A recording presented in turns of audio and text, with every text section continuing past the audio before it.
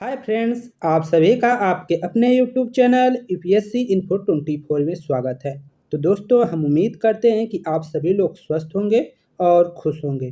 Friends, ये जो video है ये पीजीटी नागरिक शास्त्र का भाग 55 है। तो अगर आप टीजीटी, पीजीटी और एलटी ग्रेड की तैयारी कर रहे हैं तो ये वीडियो आपके लिए है। स्टार्ट करते हैं। पहला नंबर क्वेश्चन जो 41 नंबर से शुरू हो रहा है। क्वेश्चन है फ्रेंड्स, दार्शनिक राजा प्लेटो स्वयं हैं और रिपब्लिक स्वयं प्लेटो की राजसी सत्ता के लिए दावेदारी है। यह टिप्पणी किसने की थी? ऑप्शन 1 है अर्नेस्ट बार्कर ने, ऑप्शन 2 है C.H. बेपर ने, ऑप्शन 3 है कार्ल पापर ने, ऑप्शन 4 है सेबाइन ने। तो आंसर जो हो जाएगा दोस्तों 3 हो जाएगा। कार्ल पापर ने यह टिप्पणी की थी कि दार्शनिक राजा स्वयं प्लेटो हैं और रिपब्लिक स्वयं प्लेटो की राजसी सत्ता के लिए दावेदारी है। व्याख्या देख लीजिए दोस्त। कार्ल पापर ने टिप्पणी की है कि दार्शनिक राजा प्लेटो स्वयं हैं और रिपब्लिक स्वयं प्लेटो की राजसी सत्ता के लिए दावेदारी है। कार्ल पापर एक ऑस्ट्रियाई ब्रिटिश दार्शनिक और प्रोफेसर थे। उन्होंने 20वीं सदी के विज्ञान के महान दार्शनिकों में गिना जाता है। आगे देखिए क्वेश्चन नंबर 42। प्लेटो की अध्ययन पद्धति थी।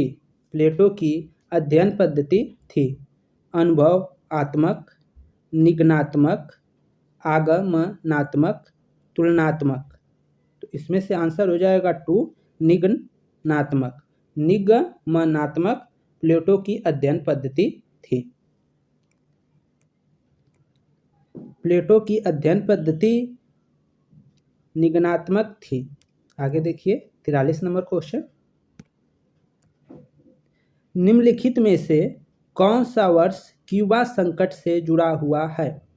निम्नलिखित में से कौन सा वर्ष क्यूबा संकट से जुड़ा हुआ है? ऑप्शन 1 है 1960, ऑप्शन यहाँ पे 3 हो गया है दोस्तों 1961, ऑप्शन 2 है 1962, ऑप्शन 4 है 1963।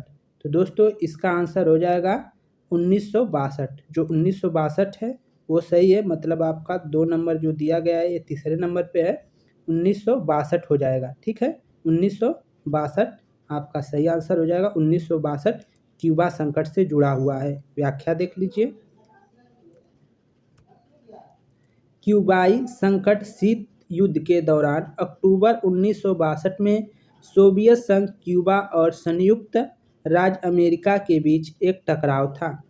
सितंबर 1962 में क्यूबा और सोवियत सरकारों ने चोरी छिपके क्यूबा में संयुक्त राज्य अमेरिका के अधिकांश भागों पर मार कर सकने वाली अनेक मध्यम दूरी की प्रक्षेपित मिसाइलों लगाना शुरू की।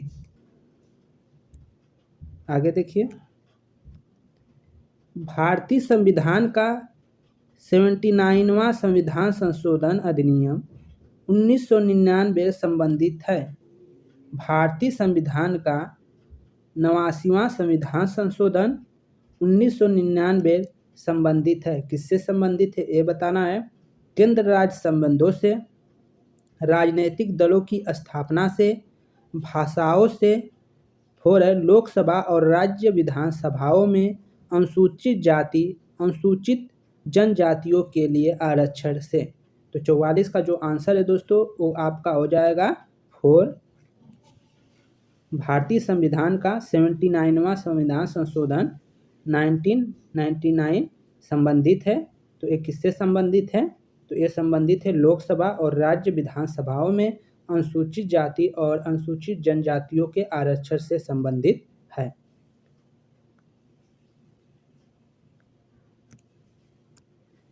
व्याख्या देख लीजिए। भारत के संविधान का 79वां संविधान संशोधन अधिनियम 1999 में पारित हुआ। इस कानून द्वारा सरकार में अनुसूचित जातियों और जनजातियों तथा एंग्लो इंडियंस के लिए लोकसभा में और राज्य विधानसभाओं में आरक्षण 10 वर्षों के लिए बढ़ा दिया गया। आगे देखिए। A framework of political analysis, a framework of political analysis शीर्षक पुस्तक के लेखक कौन है? इस पुस्तक के लेखक कौन है? ऑप्शन एक है डेविड स्टर्न, आमंड एवं पावेल, जीन ब्लोंडेल, फोर है सिडनी वर्बा, सिडनी वर्बा। तो आंसर जो हो जाएगा दोस्तों 45 का, वो आपका पहला नंबर हो जाएगा David stern. A framework of political analysis पुस्तक के लेखक डेविड स्टर्न हैं। आगे देखिए 46 नंबर क्वेश्चन, यह किसका मत है कि ब्रिटिश संविधान का अस्तित्व नहीं है? यह किसका मत है कि ब्रिटिश संविधान का अस्तित्व नहीं है? डी टाकविले का, रेमजे मेयर का, एच लास्की का, ब्रोगन का। तो आंसर जो हो जाएगा दोस्तों 46 का एक हो जाएगा डी टाकविले का। डी टाकविले का यह कथन है कि ब्रिटिश संविधान का अस्तित्व नहीं है। व्याख्या देख लीजिए। टॉम पेन तथा प्रसिद्ध इतिहासकार डी टाकविले ने कहा कि इंग्लैंड में संविधान जैसी कोई वस्तु नहीं है, अर्थात ब्रिटिश संविधान का अस्तित्व नहीं है। आगे देखिए 47 नंबर क्वेश्चन, निम्नलिखित में से किसने लोकतंत्र को एक जीवन शैली के रूप में परिभाषित किया? निम्नलिखित में से किसने लोकतंत्र को एक जीवन शैली के रूप में परिभाषित किया है? ऑप्शन एक है एडम स्मिथ, दो है ई वर्क, थ्री है एच लास्की और फोर है टी वी स्मिथ। तो आंसर जो हो जाएगा दोस्त वह पहला नंबर हो जाएगा एडम स्मिथ। एडम स्मिथ ने लोकतंत्र को एक जीवन शैली के रूप में परिभाषित किया है। व्याख्या देख लीजिए। टी.वी. स्मिथ ने लोकतंत्र को एक जीवन शैली के रूप में परिभाषित किया है। लोकतंत्र का शाब्दिक अर्थ लोगों का शासन होता है। लोकतंत्र लोगों के जीवन शैली से जुड़ा हुआ है। जो दल उनके जीवन से ज़्यादा जुड़ा होते हैं उन्हें ही वे वोट देकर सत्ता में लाते हैं। आगे देखिए, पॉलिटिक्स एमंग नेशन का लेखक कौन है? पॉलिटिक्स एमंग नेशन का लेखक कौन है? ऑप्शन एक है मार्गेंथाउ, ऑप्शन दो है फेलिक्स ग्रास, ऑप्शन थ्री है क्विंसी राइट और फोर है इनमें से कोई नहीं। तो आंसर जो हो जाएगा एक हो जाएगा, ऑप्शन एक सही है मार्गेंथो या मार्गेंथाउ पॉलिटिक्स एमंग नेशन के लेखक हैं। व्याख्या देख लीजिए दोस्तों। मार्गेंथाउ ने पॉलिटिक्स एमंग नेशन पुस्तक लिखी है। इसका प्रकाशन वर्ष 1949 है। इसमें उन्होंने राजनीतिक यथार्थवादी सिद्धांत का समर्थन किया है। आगे देखिए 49 नंबर क्वेश्चन है, सही सुमेलित करना है और जो कूट है कूट की सहायता से आंसर देना है। इधर दे दिया है लेखक और इधर है आपका पुस्तकें, तो इसका कौन सा होगा? अब पुस्तकों का मिलान कर लीजिए, जो पुस्तकें जिसके साथ होगी उसका हमारा ये आंसर हो जाएगा। कूट की सहायता से आंसर दे सकते हैं। तो पहला है एफ डब्ल्यू बिलोवी। एफ डब्ल्यू बिलोवी ने लिखा है principles of public administration. Principle of public administration इसके साथ हो जाएगा। इसके बाद है M P Follett. M P Follett जो है उन्होंने क्रिएटिव एक्सपीरियंस लिखा है। और सी है वुडरो विल्सन। वुडरो विल्सन का जो है द स्टडी ऑफ एडमिनिस्ट्रेशन इनकी पुस्तक का नाम है। और जो फोर है डी जो है हर्बर्ट साइमन का, उनके पुस्तक का नाम हो जाएगा एडमिनिस्ट्रेटिव बिहेवियर। तो ये पुस्तकें हो गई। अब इनका मिलान देखकर आप आंसर लगा सकते हैं। तो इस तरह देखेंगे तो ए का दूसरा यहाँ से एक ही से हो जा रहा है दोस्तों। तो ऑप्शन 3 सही है। ऑप्शन 3 आपका सही है। व्याख्या में वही चीज़ है। F.W. बिलोवी का पुस्तक का नाम है principles of public administration. M.P. Follett की पुस्तक का नाम है क्रिएटिव एक्सपीरियंस। और वुडरो विल्सन की पुस्तक का नाम है the study of administration. Herbert Simon की पुस्तक का नाम है एडमिनिस्ट्रेटिव बिहेवियर इनके पुस्तक का नाम है। पुस्तकों को फ्रेंड्स आपसे रिक्वेस्ट है कि ये कहीं ना कहीं नोट कर लिया करिए। आगे चलिए 50 नंबर क्वेश्चन। राल्स के अनुसार न्याय के लक्षण हैं। राल्स के अनुसार न्याय के क्या लक्षण है ये बताना है। न्याय समाज का प्रथम सद्गुण है। न्याय समाज का प्रथम सद्गुण है। ऑप्शन 2 है प्रक्रियात्मक न्याय की प्रधानता है। प्रक्रियात्मक न्याय की प्रधानता है। ऑप्शन 3 है सामाजिक न्याय से सरोकार है। और ऑप्शन 4 है उपयुक्त सभी। तो आंसर जो हो जाएगा दोस्तों उपयुक्त सभी हो जाएगा। व्याख्या देख लीजिए। राज्य के अनुसार समाज अनेक प्रकार के न्याय विद्यमान होते हैं। यहाँ राज्य नहीं रहना चाहिए, ठीक है, राल्स रहना चाहिए, ठीक है। राल्स के अनुसार समाज के अनेक प्रकार के न्याय विद्यमान होते हैं। अनेक सद्गुण अपेक्षित होते हैं, उसमें से न्याय का स्थान सर्वप्रथम है। राज्य ने जो राज्य है यहाँ पे राल्स रहना चाहिए फ्रेंड्स। राल्स ने सामाजिक न्याय और प्रक्रियात्मक न्याय को महत्वपूर्ण माना है।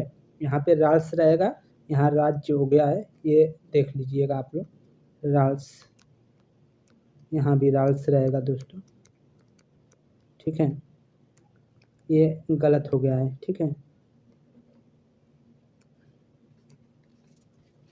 अगला क्वेश्चन है 51 नंबर।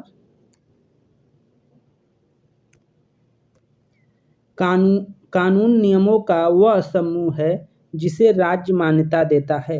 कानून नियमों का वह समूह है जिसे राज्य मान्यता देता है और न्याय व्यवस्था के प्रशासन में लागू करता है। यह परिभाषा दी गई है, किसके द्वारा दी गई है ये बताना है। ऑप्शन 1 है पाउंडर द्वारा, सालमंड द्वारा, ऑस्टिन द्वारा, W. विल्सन द्वारा। तो आंसर जो हो जाएगा दोस्तों 11 का 2 हो जाएगा, सालमंड द्वारा। सालमंड द्वारा यह परिभाषा दी गई है कि कानून नियमों का वह समूह है जिसे राज्य मान्यता देता है और न्याय व्यवस्था के प्रशासन में लागू करता है। व्याख्या देख लीजिए।